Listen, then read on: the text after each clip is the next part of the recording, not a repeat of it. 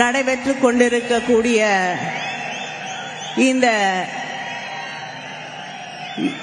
இளைஞர் அணியின் எழுச்சி மாநாட்டிற்கு தலைமையேற்றிருக்கக்கூடிய இளைஞர் அணியின் செயலாளர் துணை முதலமைச்சர் உதயநிதி ஸ்டாலின் அவர்களே,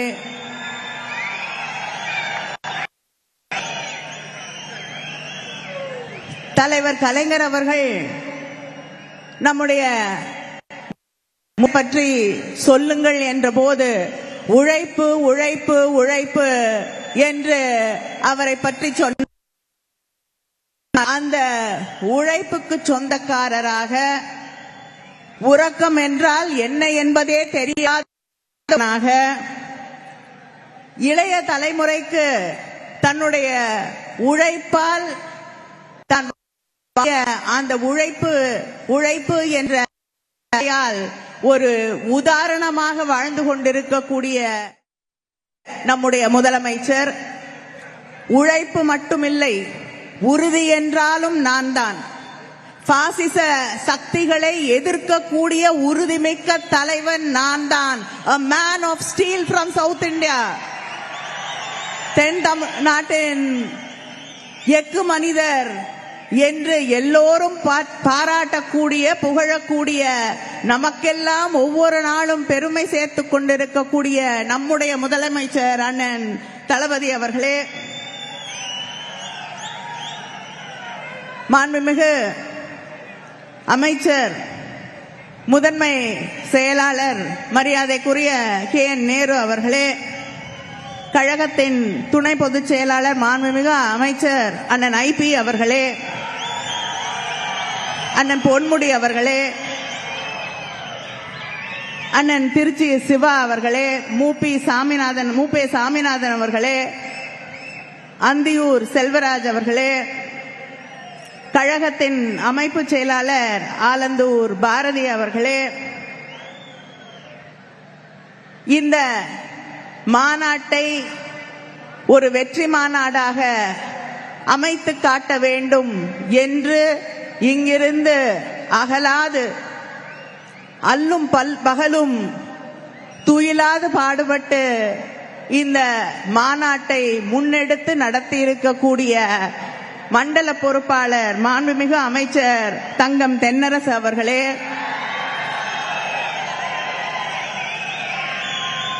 மரியாதைக்குரிய அமைச்சர் அண்ணன் KKSSRR அவர்களே, அமைச்சர்கள் பெரிய கருப்பன் அவர்களே, கீதா ஜீவன் அவர்களே, அனிதா ராதாகிருஷ்ணன் அவர்களே, ராஜ கண்ணப்பன் அவர்களே, சக்கரபாணி அவர்களே, மூர்த்தி அவர்களே, அன்பில் மகேஷ் அவர்களே, PTR பழனிவேல் தியாகராஜன் அவர்களே, மனோ தங்கராஜ் அவர்களே, அண்ணன் ஆவுடையப்பன் உள்ளிட்ட மாவட்ட கழகத்தின் செயலாளர்களே, மரியாதைக்குரிய அன்பகம் கலை அவர்களே, இந்த நிகழ்ச்சி இவ்வளவு வெற்றிகரமாக நடைபெற்றுக் கொண்டிருப்பதற்கு நம்முடைய இளைஞர் அணியின் செயலாளர் உதயநிதி அவர்களோடு தோளோடு தோள் நின்று பணியாற்றிக் கொண்டிருக்கக்கூடிய இளைஞர் அணியின் துணை செயலாளர்களே, இந்த நிகழ்ச்சியிலே கலந்து கொண்டிருக்கக்கூடிய நாடாளுமன்ற உறுப்பினர்களே, சட்டமன்ற உறுப்பினர்களே, உள்ளாட்சி பிரதிநிதிகளே, கழகத்தின் நிர்வாகிகளே, இளைஞர் அணியின் நிர்வாகிகளே, இங்கே வெள்ளம் போல் திரண்டிருக்கக்கூடிய சிங்க கூட்டமே, இளைஞர் கூட்டமே, உங்கள் அத்தனை பேருக்கும் என்னுடைய வணக்கத்தை, வாழ்த்துக்களை, நன்றியை தெரிவித்துக் கொள்கிறேன். இவ்வளவு பெரிய இளைஞர் கூட்டத்தை பார்க்கும் பொழுது உதயநிதிக்கு வாழ்த்துக்கள் மட்டும் சொல்ல தோன்றவில்லை. வெற்றி நமது நமது நமது என்பதை உறுதி செய்யக்கூடிய ஒரு மாநாட்டை அவர் நடத்தி கொண்டிருக்கிறார் என்று அவரை பாராட்டவும் வாழ்த்தவும் தோன்றுகிறது. இது இளைஞர் அணியின் இரண்டாவது மாநாடு. இதற்கு முன்னால் கோவையிலும் தஞ்சையிலும் மகளிர் அணிக்காக மண்டல மாநாடுகளை மிக வெற்றிகரமாக நடத்தி காட்டியிருக்கிறோம். நம்முடைய முதன்மை செயலாளர் அவர்கள்தான் தஞ்சையிலே நடைபெற்ற வெல்லும் தமிழ் பெண்கள் என்ற அந்த மாநாட்டை மிகச் சிறப்பாக நடத்தி காட்டினார்கள். இந்த 2 மாநாட்டில இருந்தும் நிறைய பேருக்கு இருக்கக்கூடிய சந்தேகங்கள் எல்லாம் தெளிவுபட்டிருக்கும். பெண்கள் எங்க இருக்காங்க அப்படின்னு தெரியலன்னு சில பேர் சந்தேகப்படுறாங்க. இளைஞர்கள் யாரோட இருக்காங்கன்னு தெரியலன்னு சில பேர் குழப்ப நினைக்கிறார்கள். இந்த 2 மாநாட்டுக்கு அப்புறம் நான் உறுதியாக சொல்லுகிறேன், பெண்கள் இளைஞர்கள் அத்தனை பேரும் நம்முடைய அண்ணன் தளபதி அவர்களோடு, முதலமைச்சர் அவர்களோடு தான் இருக்கிறார்கள் என்பது தெளிவாக தெரிகிறது. இங்கே தமிழ்நாட்டில் இருக்கக்கூடிய இளைஞர்களுக்கும் பெண்களுக்கும் தெளிவாக தெரியும் யாரோட இருந்தா தமிழ்நாடு பாதுகாப்பாக இருக்கும் என்று. நமக்கு எதிராக ஒரு கூட்டணி உருவாகி இருக்கிறது. எல்லாம் கை கோத்துக்கிட்டு மேடையில ஏறுறாங்க. பிஜேபி அதிமுக தலைமையிலான கூட்டணி இல்ல, பிஜேபி தலைமையிலான கூட்டணி. அந்த கூட்டணியில இருக்கக்கூடியவர்கள் எல்லாம் பிரதமரோடு கைகோர்த்து நிற்கிறார்கள். எந்த பிரதமரோடு? இங்கே சில நாட்களுக்கு முன்னால் டெல்லியிலே ஒரு பட்ஜெட் படிக்கப்பட்டது. அந்த பட்ஜெட் படிக்கப்படுவதற்கு முன்னால் நம்முடைய முதலமைச்சர் அண்ணன் தளபதி அவர்கள் காலையில எக்ஸ் வலைதளத்திலே ஒரு செய்தியை போடுகிறார். தேர்தல் வருது, அதனாலேயாவது இந்த பட்ஜெட்ல தமிழ்நாட்டுக்கு ஏதாவது தருவாங்கன்னு நினைக்கிறேன்.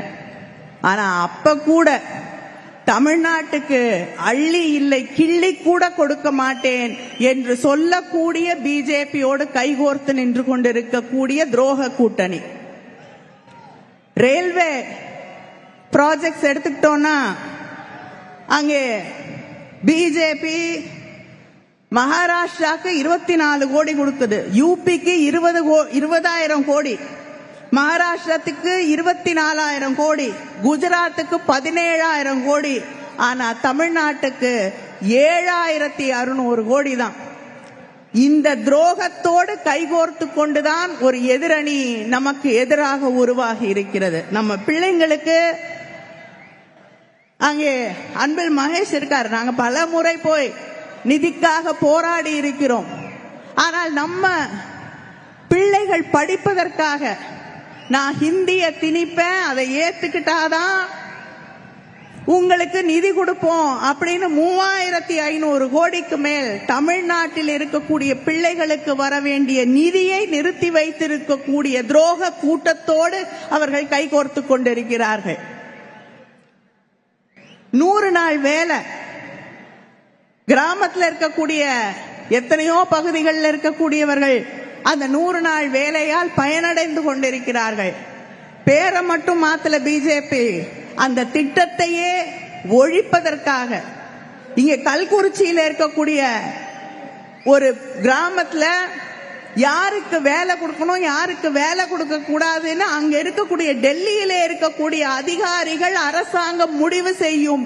நாங்க சொன்னாதான் வேலை கொடுக்கணும் அப்படின்னு சொல்லக்கூடிய ஒரு அராஜக கூட்டத்தோடு அவர்கள் கைகோர்த்து கொண்டிருக்கிறார்கள். இங்க இனிமேல நமக்கு அந்த 100 நாள் வேலை, கிராமப்புறங்களிலே இருக்கக்கூடிய பெண்கள், நம்முடைய சாதாரண மக்களுக்கு கிடைக்கக்கூடிய அந்த வேலை கூட இல்லாமல் செய்து கொண்டிருக்கக்கூடிய ஒரு கூட்டம் நமக்கு எதிராக அணிதிரண்டு கொண்டிருக்கிறது.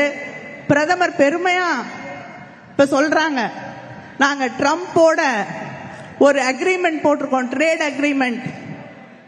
அந்த ட்ரேட் அக்ரிமெண்ட் ஒரு பெரிய மாற்றத்தை கொண்டு வரும் என்கிறார்கள். நம்ம ஊர் பக்கம் உங்களுக்கு எல்லாம் தெரியும், நீ அவல் கொண்டு வா, நான் உமி கொண்டு வரேன், 2 பேரும் ஊதி ஊதி திங்கலான்னு சொல்லுவாங்க. ஆனா இந்த ட்ரேட் அக்ரிமெண்ட் எப்படி இருக்குன்னா, இந்த ஒப்பந்தம் எப்படி இருக்குன்னா, நீ உமி கொண்டு வா, நான் அவல் கொண்டு வரேன், ஊதி ஊதி திங்கலாம். அந்த உமியை நம்முடைய இந்திய மக்களுடைய கண்களில் ஊதலாம். ஏன்னா நம்ம அனுப்பக்கூடிய பொருளுக்கு 18% வரி அமெரிக்கால. அங்கிருந்து வரக்கூடிய பொருளுக்கு வரியே கிடையாது. இங்க இருக்கக்கூடிய விவசாயிகளுடைய நிலை, அங்க இருக்கக்கூடிய விளை பொருட்கள், அங்க இருக்கக்கூடிய அந்த விவசாயிகள் விளைவிக்கக்கூடிய அமெரிக்க பொருட்கள் இங்கே கொண்டு வந்து சந்தைப்படுத்தப்படும். நம்ம விவசாயிகள் விளைக்கக்கூடிய எதுவும் அவங்களோட கம்பீட் பண்ண முடியாது, ஈக்குவலா இருக்காது. ஏன்னா அவங்க மாட்டுக்கு புல்லு கூட 10,000 ஏக்கர் தான் போடுவாங்க, அவ்வளவு பெரிய நாடு. நான் போட்டி போட முடியுமா? நம்முடைய விவசாயிகளுடைய எதிர்காலம் என்ன ஆகுது? ஆனா இது எதுக்கும் பதில் சொல்ல மாட்டார் மோடி. பதில் சொல்லுவாருன்னு நினைச்சோம். குடியரசுத் தலைவர் உரை, வழக்கமா பிரதமர் வந்து பதில் சொல்ல வேண்டும். ஆனா இந்த பிரதமர் வரல. ஏன்னா அங்கே வைக்கப்பட்ட கேள்வி, இந்த நாட்டின் பாதுகாப்பு ஒரு அச்சுறுத்தலுக்கு ஆளான போது நீங்க எங்க இருந்தீங்கிற கேள்விக்கு பதில் சொல்ல பிரதமர் தயாராக இல்லை. நாடாளுமன்றம் ஒத்திவைக்கப்படுகிறது அந்த கேள்விக்கு பதில் சொல்ல முடியாமல். பிரதமர் எல்லாரையும் நீக்கிட்டாவது வந்து பதில் சொல்லுவாருன்னு எதிர்பார்த்தோம், வரல. அங்கே அவை தலைவர் சொல்லுகிறார், பிரதமர் வரமாட்டார், பதில் சொல்ல மாட்டார். அதாவது நாடாளுமன்ற சரித்திரத்திலேயே முதல் முறையாக பிரதமர் குடியரசு தலைவருடைய உரைக்கு பதில் சொல்லாமல் நிறைவேற்றப்பட்டது முதல் முறையாக இந்த பிஜேபி ஆட்சியிலே தான், நரேந்திர மோடி அவர்களுடைய ஆட்சியில தான்.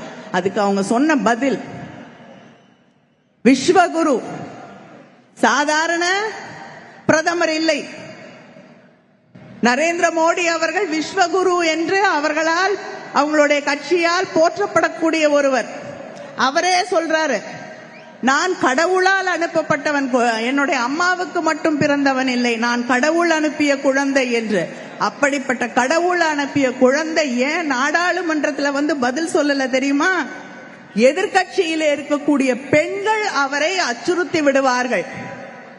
எதிர்கட்சியிலே இருக்கக்கூடிய பெண் நாடாளுமன்ற உறுப்பினர்களுக்கு பயந்து கொண்டு அவரை நான் வர வேண்டாம் என்று சொல்லிவிட்டேன் என்று அங்கே இருக்கக்கூடிய அவை தலைவர் சொல்லுகிறார் என்றால், எப்படிப்பட்ட ஒரு அராஜக ஆட்சியின் கீழ் நாம் இங்கே வாழ்ந்து கொண்டிருக்கிறோம். இதை எதிர்த்து கேள்வி கேட்டு ஒரு மாற்றத்தை கொண்டு வரக்கூடிய ஒரே தலைவர் நம்முடைய அண்ணன் தளபதியை தவிர, நம்முடைய முதலமைச்சரை தவிர வேறு யாரும் இல்லை என்பதை தமிழ்நாடு உணர்ந்து கொண்டிருக்கிறது.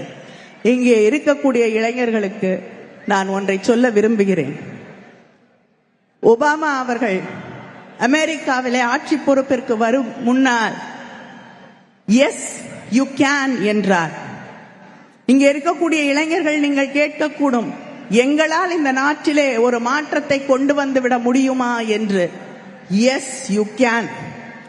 ஒபாமா அமெரிக்க அதிபராக பதவியேற்றுக் கொண்ட போது அவரது வயது 47. தலைவர் கலைஞர் அவர்கள் ஆட்சி பொறுப்பேற்றுக் கொண்ட போது அவரது வயது 44. பேரறிஞர் அண்ணா திராவிட முன்னேற்ற கழகத்தை தொடங்கிய போது அவரது வயது 40.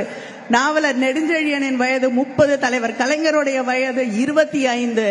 நம்முடைய அண்ணன் தளபதி அவர்கள் இளைஞரணியின் செயலாளராக பொறுப்பேற்றுக் கொண்ட போது அவரது வயது 27. உங்களால் முடியும், உங்களை தவிர வேறு யாராலும் முடியாது. Yes you can. நன்றி, வணக்கம்.